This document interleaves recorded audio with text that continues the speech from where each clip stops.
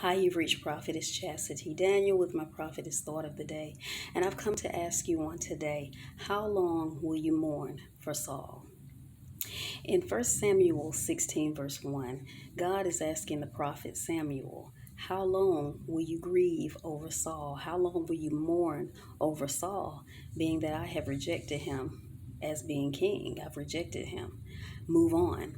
And so on today, many of us are mourning people who God has disconnected from our lives. God has rejected them, at least for this season or forever.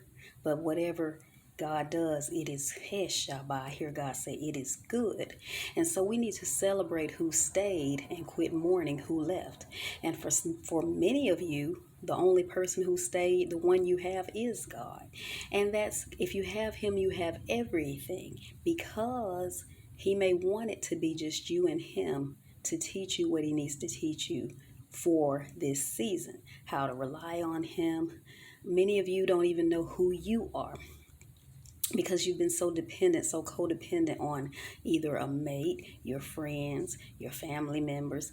Your identity has always been in someone else or in something else. And God has severed that thing from your life, or he has severed that relationship, that person, those people from your life, those business partners, that mate, Heshaba, that ministry, those family members, those friends, those acquaintances, and I hear God say those enemies, because a lot of the people that many of you were with or hanging with or whatever, doing business with and ministry with, they were never for you anyway.